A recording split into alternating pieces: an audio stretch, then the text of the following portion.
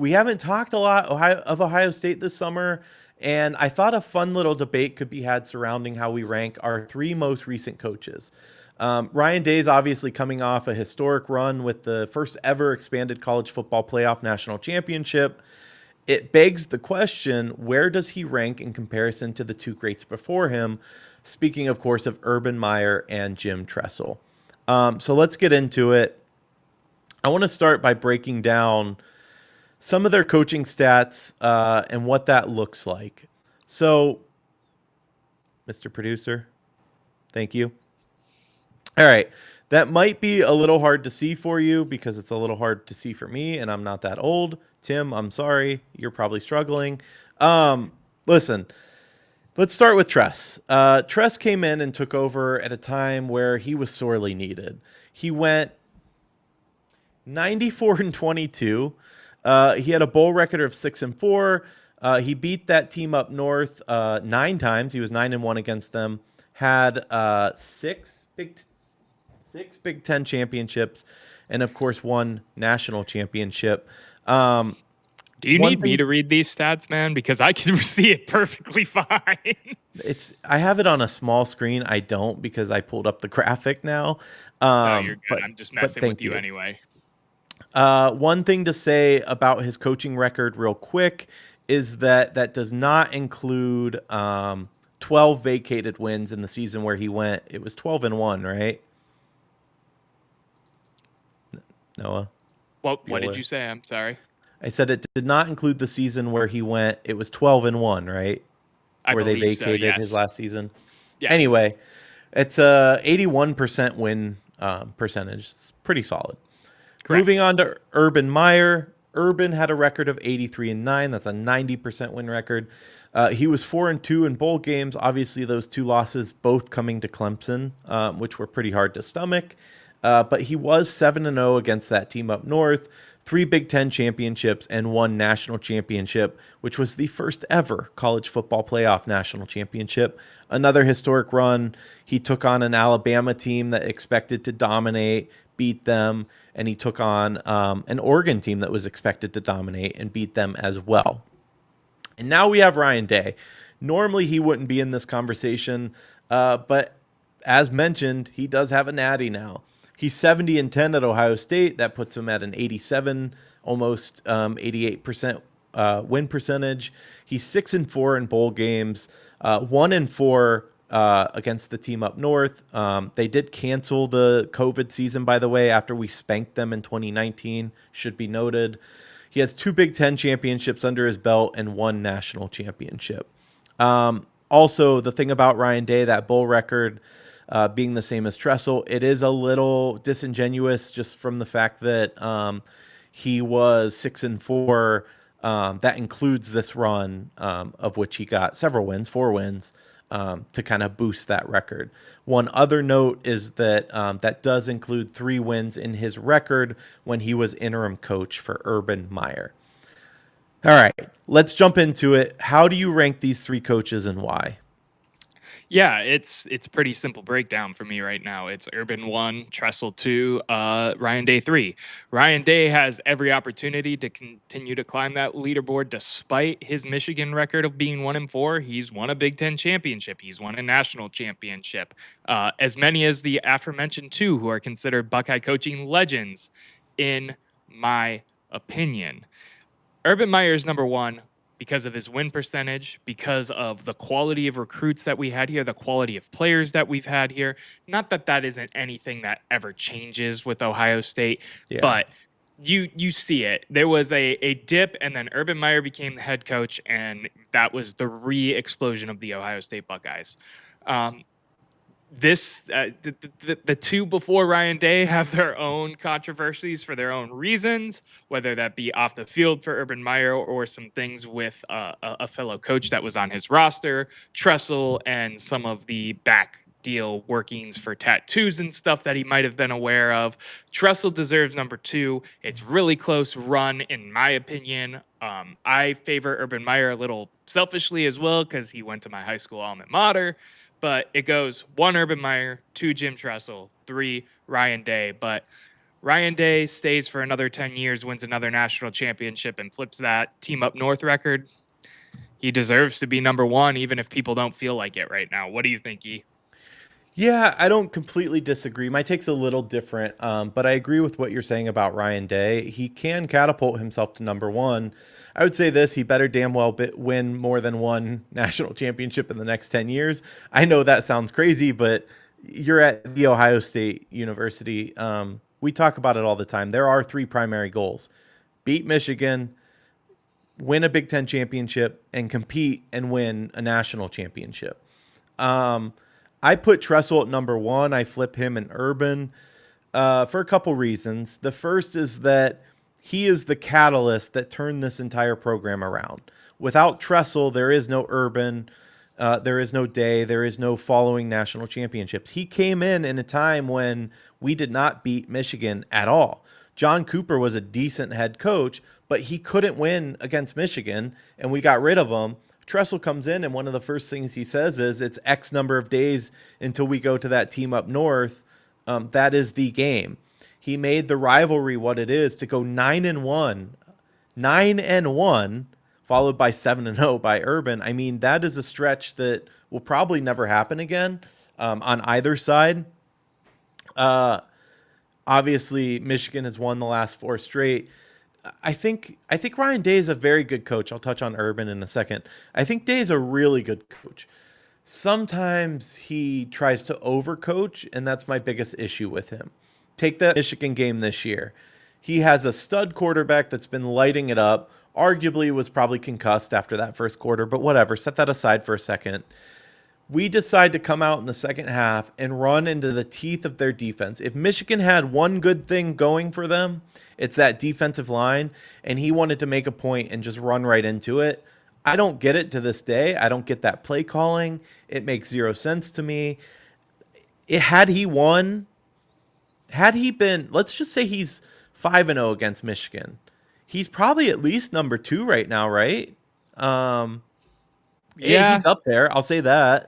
I yeah, guess you could argue it because it also flips his OSU record too, for sure, or it his argues overall record, I right. should say. Yeah, Yeah, the percentage goes up after that. Um, the problem with Tressel, obviously, is that he played Tressel ball.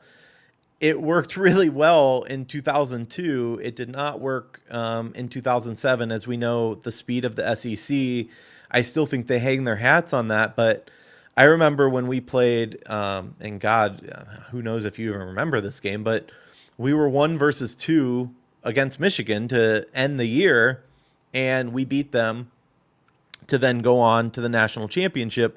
And there was some question of whether or not they would put Michigan in that national championship against us. And I remember thinking, I don't want Michigan again. It was a close game. It was like 56-49 or something like that. yeah, A game of the century kind of game. And I remember thinking, I don't want them again. To get a second crack at it, it's hard to beat a team twice, right? correct. Yeah, Instead, we go down, we play a Florida team coached by Urban Meyer that waxes us. I mean, wax. The funny thing, we run the kickoff back. Ted Ginn Jr. runs it back for a touchdown to start the game. Going nuts. He gets hurt in the celebration, but we could not have started better. They then proceed to take us to the woodshed like we did to Tennessee this year. So Tressel ball got a little boring, and college football really moved on from that style of play. That's the knock on him. Getting to Urban real quick, and sorry, I know I'm going on a while. I would argue, though, that Urban had his own deficiencies. He had those weird games where he'd get in that same weird play calling, hands on his knees, like everything's going wrong and I don't know how to stop it. And the clunkers would be against Michigan State. I think he lost to Purdue one year. They were weird losses that he shouldn't have had. That second year after we won the national championship, that was a better team, in my opinion. We should have ran it back. We left that on the table because we lost to Michigan State. So none of the three are perfect, but I put it as Tressel, Urban, followed by Day. But I think Day will capture number one. I do see multiple national championships in his future, and recruiting has been just fine with him, by the way. No, I agree. I wasn't using the recruiting thing for Urban as a knock on either of them. I just think of their recruits very highly in that time period, maybe because Denzel Ward was a Brown and whatnot. Regardless, I think your argument makes total sense because you need the person who walked, who ran, but who's remembered better, the person who was the best at it or the person who invented it? Well, that's up for you to decide, right? I guess it depends. We still talk about Edison, you know, bringing electricity, but we don't talk about GE all that much making a new light bulb.